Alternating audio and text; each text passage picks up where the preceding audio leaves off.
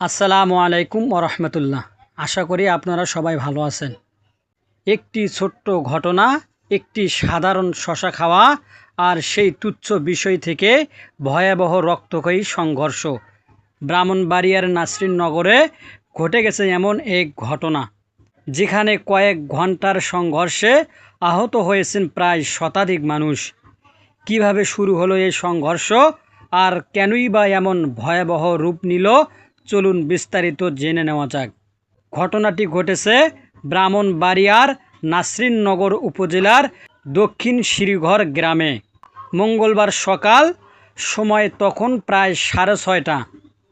চারপাশে তখনও সকালবেলার শান্ত পরিবেশ, কিন্তু সেই শান্তি বেশিক্ষণ স্থায়ী হয়নি। হঠাৎ করেই দুই পক্ষের মধ্যে শুরু হয় উত্তেজনা। এরপর মুহূর্তে তা রূপ নেয় ভয়াবহ সংঘর্ষে। স্থানীয় সূত্রে জানা যায়, সরকার বাড়ির বাসিন্দা জুয়েল তার জমিতে শশা চাষ করেছিলেন, কিন্তু কয়েকদিন আগে সেই ক্ষেত থেকে শশা খেয়ে ফেলেন বড় বাড়ির মীর জালালের ছেলে হৃদয়। এই ছোট্ট ঘটনাকে কেন্দ্র করে প্রথমে শুরু হয় কথা কাটাকাটি, তারপর হাতাহাতি, আর শেষ পর্যন্ত লাঠিসোঁটা ও দেশীয় অস্ত্র নিয়ে দুই পক্ষ একে অপরের ওপর ঝাঁপিয়ে পড়ে।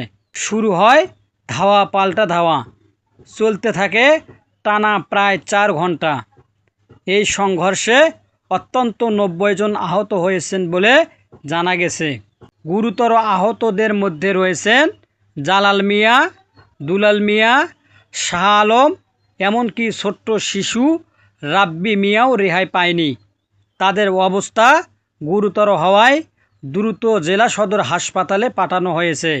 এছাড়া আরও অন্তত 81 জন স্থানীয় স্বাস্থ্য কমপ্লেক্সে চিকিৎসা নিয়েছেন।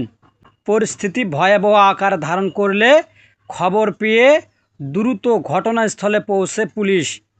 পরে দীর্ঘ চেষ্টার পর পরিস্থিতি নিয়ন্ত্রণে আনা হয়। নাসরিনগর থানার ভারপ্রাপ্ত কর্মকর্তা জানিয়েছেন, একটি তুচ্ছ ঘটনাকে কেন্দ্র করেই এমন সংঘর্ষের সূত্রপাত হয়েছে। বর্তমানে পরিস্থিতি স্বাভাবিক রয়েছে।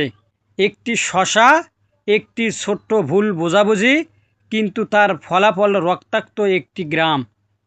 এই ঘটনা যেন আমাদের সবাইকে একটি বড় শিক্ষা দিয়ে যায়, রাগ আর হটকারিতা কখনোই সমাধান নয়। আপনার কি মতামত? এ ধরনের ঘটনা কেন বারবার ঘটছে? কমেন্টে জানাতে ভুলবেন না। ভিডিওটি ভালো লাগলে লাইক দিন, বন্ধুদের সাথে শেয়ার করুন, আর এমন আপডেট পেতে সাবস্ক্রাইব করুন আমাদের চ্যানেল।